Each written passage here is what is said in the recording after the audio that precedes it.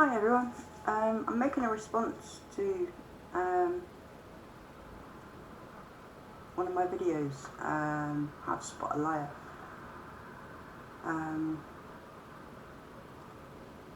There's a comment that a lady's put, Gillian, you talk about your boyfriend lying, sorry the cat's come. Yeah, it's a difficult situation that you're in, but I think you know the answer really what you should do. I mean, I can't tell you what to do, you've got to make that decision yourself, but I mean, 2 years of the same stuff, you know, he's not changing at all. It's difficult because obviously you do love him, or you say that you do, and it's difficult to back away from that sort of emotion, because it is 2 years after all, you know, it's a long time. But you have to look at it as the reality it is. You know, it's causing you pain. Relationships shouldn't be like that. You know, he knows how much it hurts you, and he still continues. That's not healthy. You know, it's very difficult to break away from somebody that you love. But you know, you've got to put it into the right context. What are you willing to put up with? Are you willing for it to carry on as it is? Because he's not making any effort to change. He knows how much it hurts you. You know, he's making excuses why he's lies to you. He's pushing blame onto you for starters. You know, that's not healthy at all. You know, he's blaming you because he doesn't think that you're, whatever reaction you're going to take if he does tell you the truth, he doesn't think that you're capable of coping with it, you know. And unfortunately that is a very controlling behaviour. When you're in a relationship with somebody, it should be equal, you know, honest and open on you are with him, you know, why can't he be with you? That's because he doesn't want to be, you know. That is the harsh truth, you know.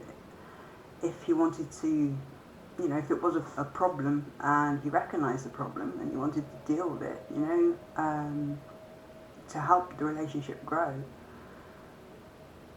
he'd make every effort to stop the lying. But he's not. He's just making excuses or just not saying anything at all and letting you deal with it yourself, leaving you alone to cry in a room, you know.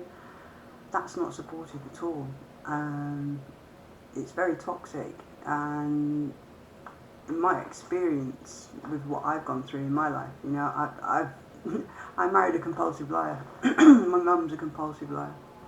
My grand's a compulsive liar. So you know, I've seen a lot of it around, and it does do damage to your brain, very much so. You know, you're conditioned to see reality differently, to accept the unacceptable, really, and at your own cost, at your own health, at your own mental health, and it's not a nice place to be, you know. And yeah, you may love him, but is it love that you're getting back? You know, my mum pushed me. She'd lied to me, and it was horrible because she knew exactly what my state of mind was, and she knew exactly that telling the truth would help me heal, and she still refused to do that, to the point where she knew that it would actually trigger suicide, and she didn't care, you know. Having people like that in your life, it's not healthy for you. It's a danger to your life, you know. it can get to that stage. I mean, you're 2 years in now, you know, and if you look back at your mental state and your behaviour, I suppose, at the start of the relationship, you know, how much has it changed? You know, how much are you not you anymore? How much are you trying to fix things constantly because there's always a problem? You know, there's so many different aspects that are toxic, and the longer it carries on, the worse it gets. It doesn't get better. You know, I suppose you have your moments, you know, you have your arguments or whatever, and you know, your partner will say, yeah, I'll change, and it does for a few weeks or a month or whatever, and then it goes back to normal. And it's the same with families and stuff as well, friends, you know, they can't keep up with that falseness of being caring and considerate and kind people. You know, we're conditioned to accept a lot of things. We're conditioned to stay rock bottom, to accept things that we shouldn't accept. You know, we're supposed to reach for the stars. We're supposed to have a happy life, you know, we're supposed to have people around us that encourage us, that help us grow, you know, and unfortunately there's a lot of people out there that don't like to see other people grow. They like people to stay at their level, which is very low, and it seems like this is what he wants you to do, you know. I mean, it's like you say, you know, you threaten to leave if he doesn't change, but you know, he's not changed, so it just shows that he's not willing to change at all, even though it's hurting you.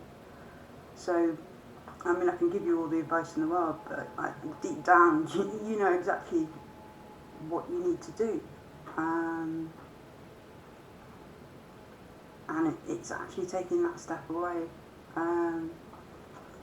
Or, I mean, I'm not saying leaving or whatever, that's your decision, you know, I can't force you to say to do this or to do that, you know.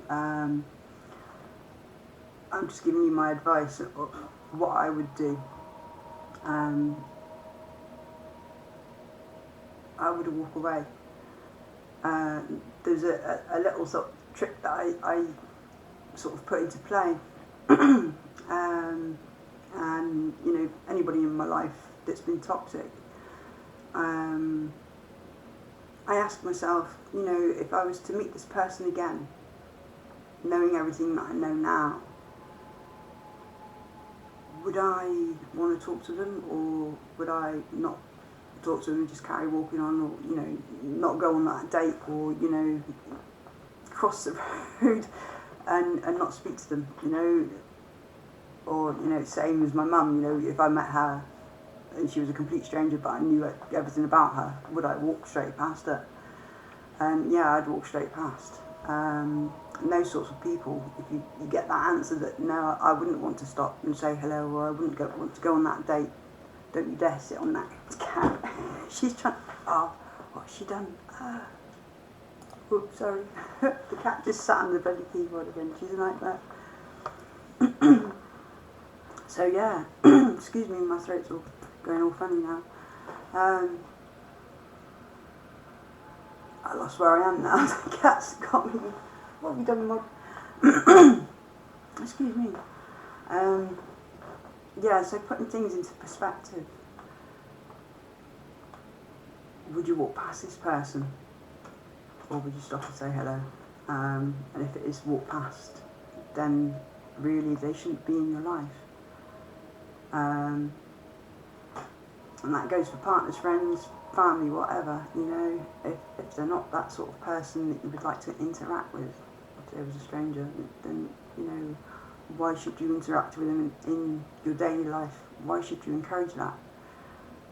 If they're harming you mentally, physically, financially, whatever, emotionally, you know, it comes in many forms, and we don't always recognise that, because we think the people that are closest to us should love us, you know, should care for us like we care for them.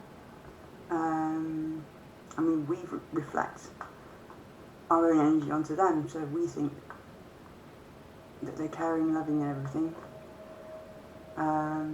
You know, we do see that in some people, and it gets reflected back. But what we get reflected back from them is something distorted, which is toxic, and it's them. It's their own personalities that they're reflecting onto us, making us feel bad about ourselves. And yeah, it's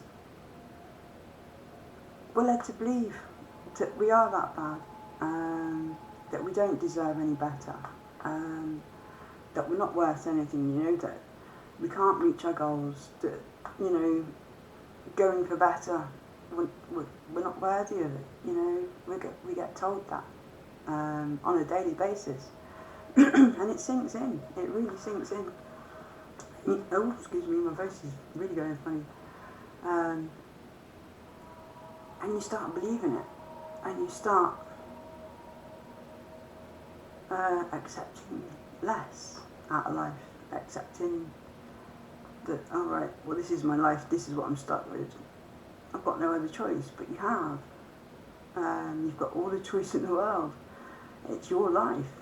Don't live it by other people's means and, you know, trying to impress those or trying to get a validation from them, you know, because some people just won't give you that validation because they want to keep you stuck. Because they can control you and get what they want from you, whether it's emotionally, physically, financially, whatever, you know. The list goes on. But yeah, your sort of level of goal goes down and down and down, and you do less and less and less, and you just become an empty shell. And it's not you, it's not who you was, it's not who you started out to be. You know, all those hopes and dreams of how your life is supposed to be and how you envisioned it, you know, you've got to make those choices to go and find it. If they're there, you know, don't care about what anybody else thinks. You know, you're going to get people that are going to, you know, if you decide to leave, obviously he's going to be losing out on somebody that gives him what he wants. So he's going to put up a bit of a struggle, I suppose, you know, he's going to disagree or whatever, you know. But then again, he might be completely, I can't be arsed, you know, I don't know, there's a couple of outcomes. He might want to say, oh, you know, I'll change or whatever, but, you know, he's had opportunities and opportunities. You know, how many opportunities do you give somebody before you say, right, that's enough? Sorry, you're not doing anything, you know, it's all words. Yeah, words with no action is just manipulation, isn't it? So, I mean, the choice is yours, but I think deep down you know what you want out of life, and this isn't what you want. And it's having the strength to walk away, detaching emotionally from people that are close to you is very hard, but it is possible, and you have to do that to make a rational decision, because it's the emotions that trap you in a relationship with friends, family, partners.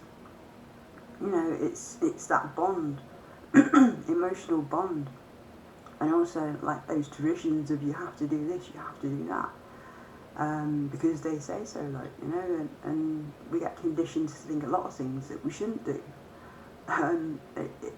It really does stop us from moving in the directions that we need to go. I was stopped completely. You know, I never thought I was worthy of anything, but that's all the input that I had throughout my life, so I didn't know any better. But once I started learning better, learning new ways of thinking, about myself and about people around me and what was happening, I started moving on. I started healing. My life is changing completely. You know, I've got to this stage where I'm a single woman. You know, I have friends, but I don't feel like that I need to be in a relationship with anyone. I mean, it'd be nice. I'm not saying that, you know, that I don't want a relationship. Yeah, it'd be great. But I am holding out for the right person. I'm holding out for somebody that's just like me. Because I deserve that, you know. I deserve equal give and take.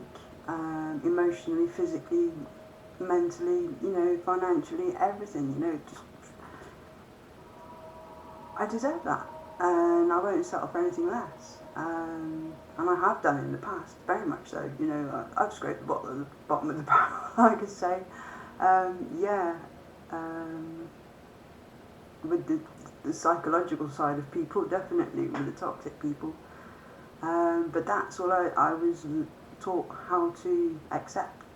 I wasn't taught to love myself. I wasn't taught to stand up for myself. I wasn't taught to, you know, have hopes and dreams of a decent future. I wasn't encouraged at all for it, you know. I had talents, you know, but they was never encouraged. Well, my dad did. He encouraged. But yeah, there was a lot of my family that didn't encourage at all. You know, they'd rather keep me stuck there, so they could manipulate me and control me. But no, they was telling me how I could live my life, or how I should live my life. And it's my life. It's not theirs. I make decisions now. I'm not their puppet anymore, and I won't play their games anymore, their mind games. And I walked away. And my life has just got better and better and better and better. So yeah, I deserve somebody in my life that can match what I give out, you know, reflect back what I reflect to them, you know. They see in me what I see in them. That's the sort of person that I'm holding out for. And when that person comes along, there we go. When it happens, I don't know. Just have to wait for that to come along. But, you know, I'm not lonely or anything like that. I enjoy my own company. You know, so, you know, if you're afraid to leave, because, you know, I was the same. I was scared about being on my own, the wide world, and what I had to do and things like that. But no, I've become so independent and strong. It's unbelievable, and it's good. And it's brilliant just to take, you know, have control over your life, over your emotions, and not have anybody there triggering all these bad feelings. You know, I still go out and I still have contact with negative people, but I can deal with it better. I see them for who they are, so I treat them as I should do, you know, not with any emotions, just detach myself from them. And then give my emotions to those around me that, you know, that are good people, you know, that deserve it. But yeah, at the end of the day, it is your decision. But you got to decide what you're willing to put up with.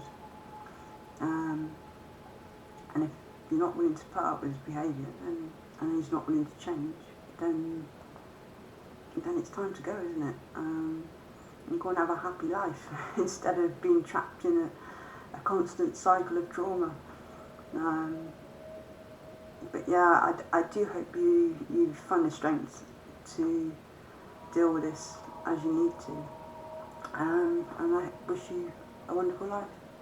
And I hope that it helped. And if there's anything else that you need any help with, or would like some advice on, my opinion, or whatever, you know, please feel free to ask. So I shall put this, don't sit down, cat.